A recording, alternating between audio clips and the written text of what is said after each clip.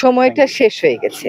সরকারি পর্যায়ে যদি কোনো নীরবতা থেকে থাকতো, যদি কোনো নিষ্ক্রিয়তা থেকে থাকতো, সেই দিনটা শেষ হয়ে গেছে। তবে একটা কথা সবাইকে মাথায় রাখতে হবে যে নদীর পানি কেবলমাত্র রাজনীতি না, এটা কূটনীতিও, এটা অর্থনীতিও। হ্যাঁ, কাজে আমরা আমাদের মানুষের কথা, আমাদের মানুষের দুর্ভোগ, আমাদের মানুষের প্রত্যাশা, তাদের চাহিদা অনুযায়ী জানি উজানের দেশগুলোর সাথে কথা বলতে পারি, সেটা বুঝতেই কিন্তু আমার আজকে আসা। পুরানো দিয়ে নতুন নিতে আজই চলে আসুন আপনার নিকটস্থ ওয়ালটন শোরুমে। আমি তো পত্রপত্রিকা এগুলো সবই পড়ে ফেলছি, কিন্তু আসলে আমার পানি উন্নয়ন বোর্ড কোথায় কোন কাজটা তাড়াতাড়ি তা শুরু করা উচিত, জনগণের সেখানে মতামতটা কি, এইটা বুঝতেই আমি আজকে এসছি।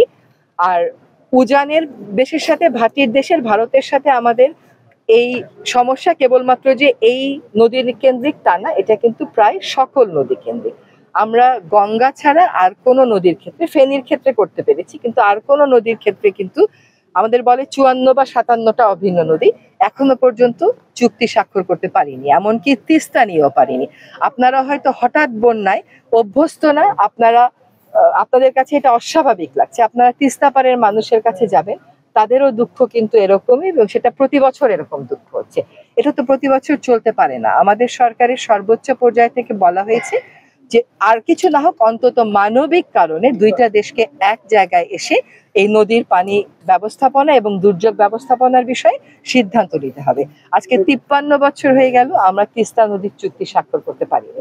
চুক্তি যদি পানি ভাগাভাগির স্বাক্ষর হয়, পরে হয়, কম হয়, সেটা আরেক বিবাদ, কিন্তু আমার দেশের মানুষকে তো আগে বাঁচাতে হবে। সেই দাবিটা তো প্রতিবেশী রাষ্ট্র কখনো অস্বীকার করতে পারে না। সেই জায়গাতে আমরা কোন তথ্যগুলো চাইবো, কিভাবে আলোচনা শুরু করব, আমাদের মোটামুটি একটা রূপরেখা প্রস্তুত করেছি। আপনাদের সাথে আজকে কথা বলে ওটা চূড়ান্ত করবো। এর বিষয়টা বুঝতে হবে, আন্তর্জাতিক আইন অনুযায়ী আপনি তখনই অন্য একটা রাষ্ট্রের সাথে দর কষাকষি করতে পারেন যখন সেও ওই আন্তর্জাতিক আইনটা স্বাক্ষর করবে।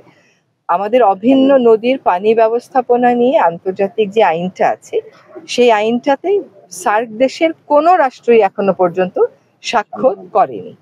আর আমাদের প্রতিবেশী রাষ্ট্র ভারত, তারা দুইটা বিষয়ে আপত্তি দিয়েছিল, কিন্তু আমাদের বক্তব্যটা হচ্ছে যে আমরা যদি আন্তর্জাতিক আইনের স্বাক্ষর করি, তাহলে আন্তর্জাতিক পরিমণ্ডলে এই আইনের নীতিগুলোর উপর ভিত্তি করে কথা বলা আমাদের জন্য অনেক বেশি সহজ হবে, এবং এটার একটা আইনি কাভারেজ থাকবে। সেজন্য আমরা আন্তর্জাতিক যে কনভেনশনটা আছে সেটা স্বাক্ষর করার কথা ভাবছি, যদিও এই ব্যাপারে সরকারের সকল মহল এবং বিশেষজ্ঞদের সাথে কথা বলেই আমরা চূড়ান্ত সিদ্ধান্ত নিব। আন্তর্জাতিক অঙ্গনে যখন দুইটা রাষ্ট্র কথা বলবে, তখন দুইজনকেই ওই একই কনভেনশনের পার্টি হতে হয়। আমরা যদি পার্টি হইও, তারা যদি পার্টি না হয়, তাহলে আমাদের দুই পার্টির দর কষাকষিতে খুব একটা আগাবে না, কিন্তু যেটা আগাবে সেটা হচ্ছে আমাদের মানুষের কথাগুলো আন্তর্জাতিক আইনকে ভিত্তি করে বলা আন্তর্জাতিক পরিমণ্ডলে আমাদের জন্য সহজ হবে। এবং এই আন্তর্জাতিক আইনটা যেহেতু জাতিসংঘের একটা আইন, আমরা এই কথাগুলো জাতিসংঘের পর্যায়ে বলতে পারবো। স্যার, আমরা জানি যে